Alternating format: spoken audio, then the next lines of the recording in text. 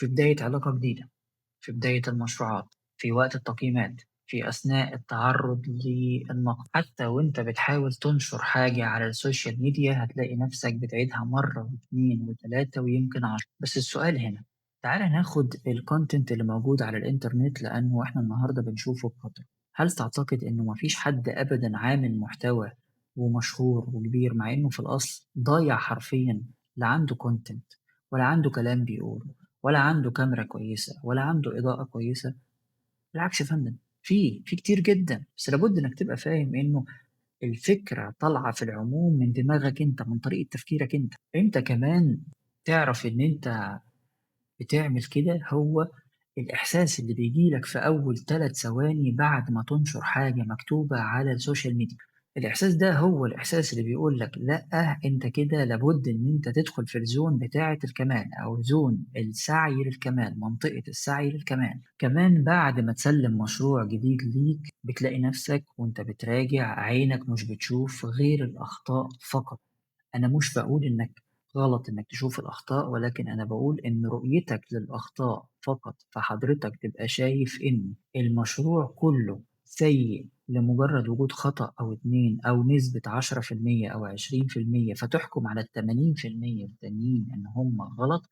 اعرف إن أنت كده واقع في المنطقة بتاعة السعي نحو الكمال.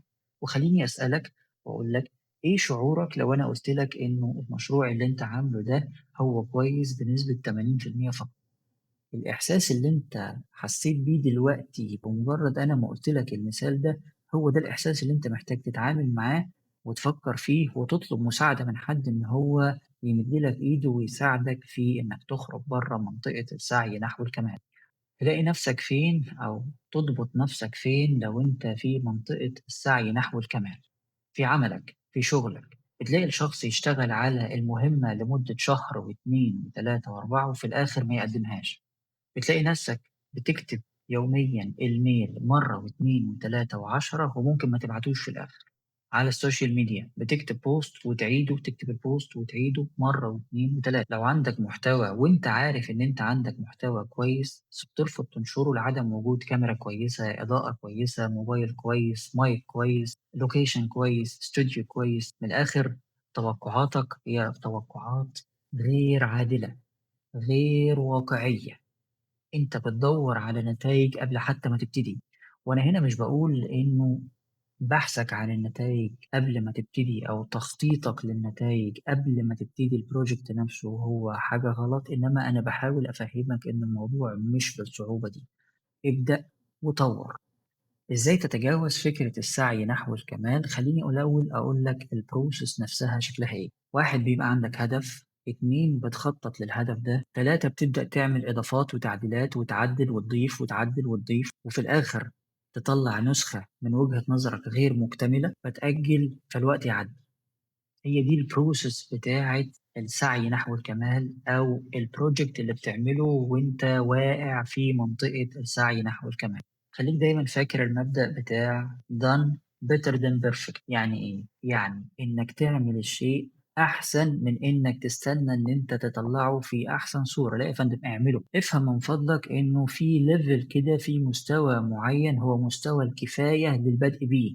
يعني هذا المستوى كافي لكي نبدأ. كمان من فضلك اعمل اعتبار للمجهود جنب النتيجة. أنا محترم النتيجة ولابد إن إحنا نوصل لنتايج وprojects كتيرة أوي لو ما وصلناش لنتيجة فيها ده معناه إن إحنا ما حققناش أي حاجة، بس في أثناء العمل لابد إنك تاخد في الاعتبار المجهود، لأن المجهود هو ده الprocess اللي إحنا محتاجين نطورها عشان نوصل لنتيجة أحسن وأحسن. خلّي دايمًا عندك deadline، خلّي دايمًا عندك وقت تنهي فيه هذا الproject بصرف النظر عن مقدار الجودة اللي أنت واصل له. طيب أنا لو ما عملتش كده بقى، تأثير منطقة السعي نحو الكمال عليَّ إيه؟ 1 عنده قلق دايم وعالي جدًا، 2 عنده إحساس بالنقص فظيع، 3 رابط القيمة الذاتية بالإنتاج، 4 الحياة بالنسبة له هي إما أبيض أو أسود.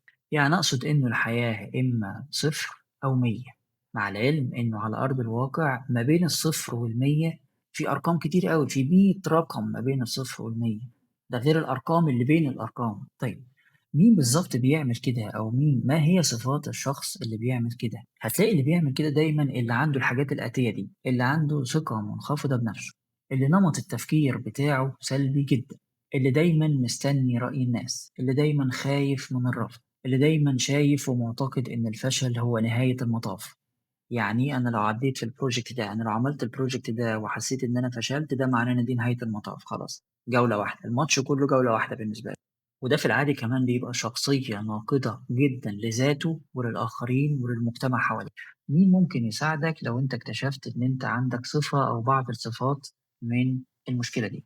لابد يبقى لك coach بتتعامل معاه، حد يكون مشي الطريق قبليك، حد يكون بيساعد الناس علشان يقدر يساعدك تتحرك وتخرج من منطقة السعي نحو الكمال، لأنه زي ما قُلنا قبل كده تأثيرها عليك هيبقى كبير جدًا. كمان البيئة اللي حواليك والأشخاص اللي حواليك هم أكتر ناس يساعدوك، أكتر ناس يتقبّلوك. من فضلك اختار ناس تبقى جنبيهم مقبول.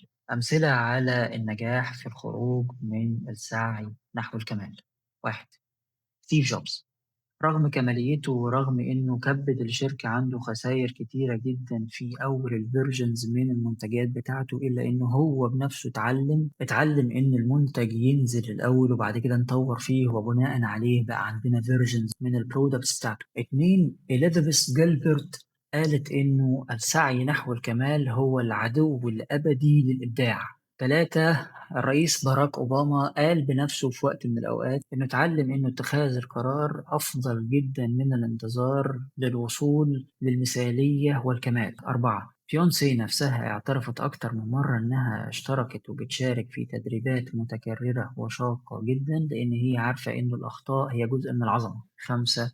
إيلون ماسك نفسه اعترف أكتر من مرة إنه طريقته في التفكير بتقول إنه ينزّل prototype، وتسلا نفسها حصل معاها كده إنه نزّل الprototype الأولاني أو نزّل النموذج الأولاني وكان مليان بالأخطاء، وبعد كده عدّل، وعدّل، وعدّل بعد كده لأنه هو مؤمن ومصدّق في فكرة إنه السعي نحو الكمال ما بيجيش من مرّة واحدة وما بيجيش من أخطاء. شكرًا ليك، يا رب أكون فدتك النهارده. لو أنت من الناس اللي بتشعر من جواك إن أنت واقف ومش عارف تخرج من منطقة السعي نحو الكمال، من فضلك ابعت لنا، اطلب إن إحنا نساعدك، إحنا موجودين علشان نساعدك، نعرف نساعدك، إحنا مشينا الطريق قبليك وما زلنا بنساعد، من فضلك اطلب المساعدة. شكرًا ليك، كنت معاك أنا أبانوب سرور، باساعدك تعمل مستقبل مبهر، وأقابلك في فيديو جديد.